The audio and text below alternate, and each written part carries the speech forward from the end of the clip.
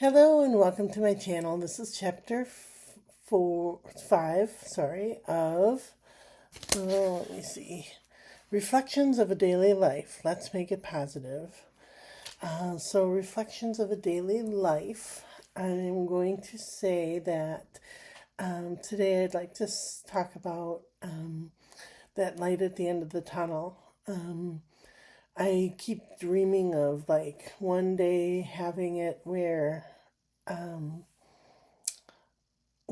I won't have this hardship in my life and I won't have the judgment in my life when I go out in public and people like connect me with my mental illness or my past.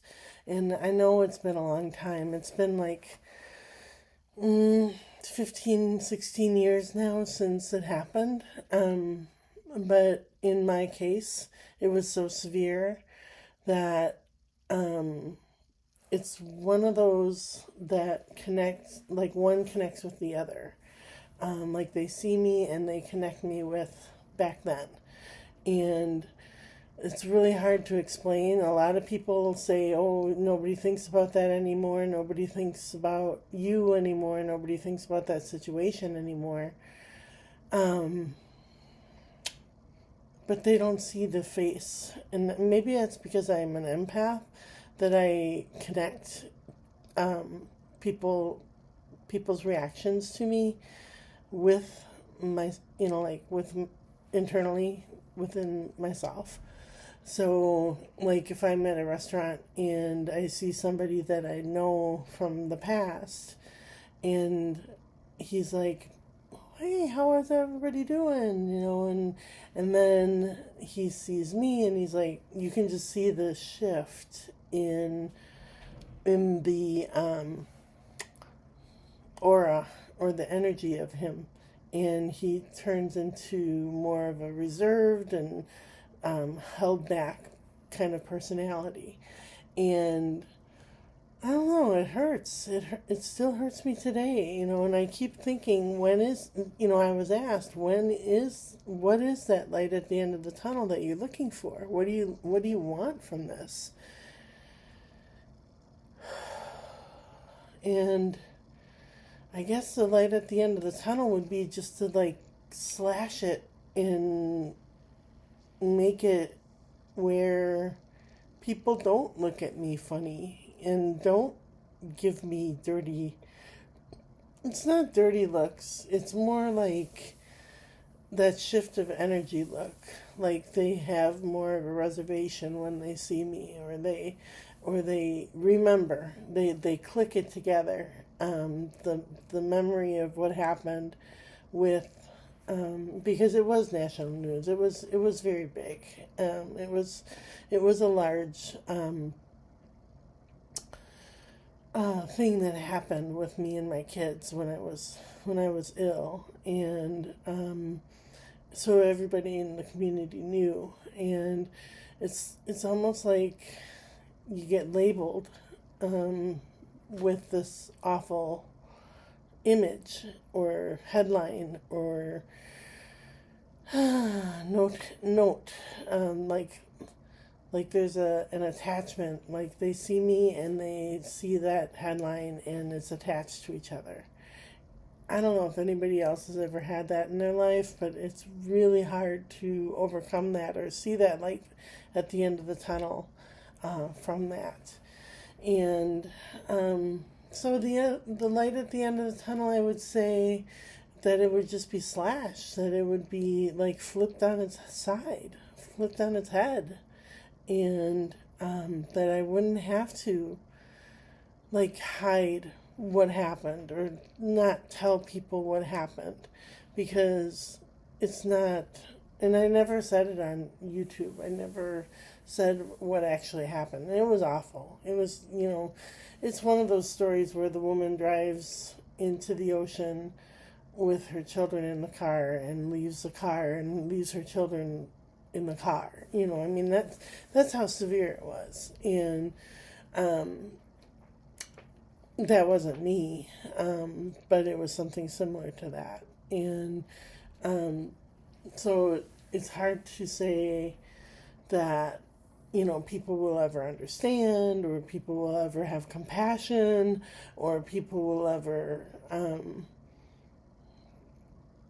put together like how serious it was that day, and how sick I was and how traumatized I was.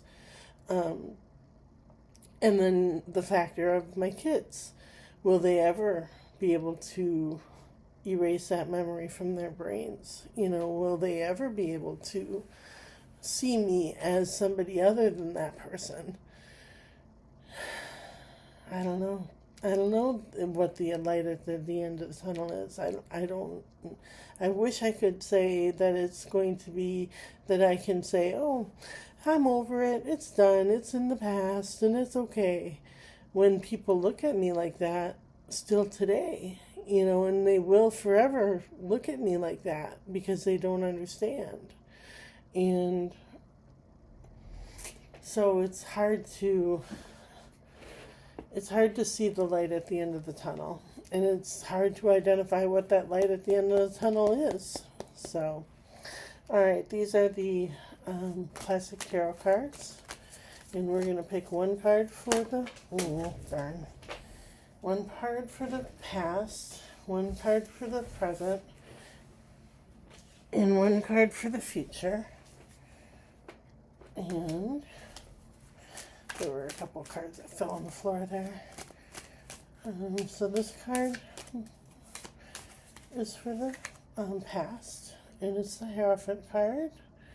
I always think of that as like Cardinal Dolan, the head of the church, the Pope Francis, just the leader, the one that makes the religious rules, the one that seems to be closest to God above.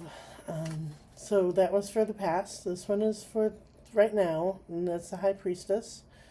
And that is also kind of like the female version of that, which is kind of cool. And that is like the black and white, good and bad, right and wrong.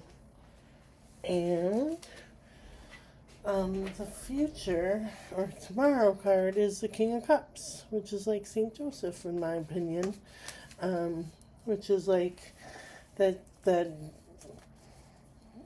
father figure that is always there. He's just always there. So, all right, and then so the three of those together are very powerful cards. I should say, those three really do talk about, like in my personal opinion, like the church and how close we are to God and how close we can be to maybe black and white, right and wrong isn't so bad. Maybe it isn't a bad thing. Maybe it is a good thing. Where it's like, right and wrong, I see it as black and white. And, that is in my mind, my boundaries that I'm going to set, that you can't cross my boundaries. Yes, there's a lot of gray area, but there are boundaries where it is like it's one or the other. It's right or wrong. It's black and white. So, all right. And then these are the Healing Spirit cards by Gordon Smith. And, all right. There's two that came out, so we'll do both of them. One spirit guide, one way. It looks like this. And the other one is send out help to others. And they look like this. So we're going to just read both of those. Number 7. Okay, so send out help to others. You can feel vulnerable when those who know and love you are when those you know and love are in trouble or in help or need help that seems beyond your abilities. This is the time to call on spirit healers and helpers to ask them to send love and compassion to those who cannot reach out for or feel you don't have the power to fix. Spirit healers and helpers work on a different level, so trust them with this one. Never distance or nor time, neither distance nor time or nor space can create a boundary when it comes to sending healing power and love. And remember, every prayer to others is blessed by healing spirits. So what I'm getting from the cards, the tarot cards and the healing card, is I'm asking you for a prayer. Will you please pray for me that I can see the end of the tunnel, that I can see the light, that I can identify what that light is? I'd really appreciate that prayer. So, all right. And then the other one says, one spirit guide, one way. Clear your mind of conflicting knowledge and trust the path that you've chosen. Oh, shit. Hold on, I'll call you back. Sorry. Yeah, I apologize for that. One spirit guide, one way. Clear your mind of all conflicting knowledge and trust the path that you have chosen, and soon you will be moving towards some more spiritual practices. This is the time for you to trust your spirit guide to get to the next level of your life. You have put in a lot of hard work already, but once you have turned the next corner, your path will open up to you and your way will be clear. Trust your spirit guides right now. So I like that one with the prayer and the 3 tarot cards that we had, to say that the path is coming clear and we will be turning the corner, and I will be able to overcome, and I will be able to see that light at the end of the tunnel.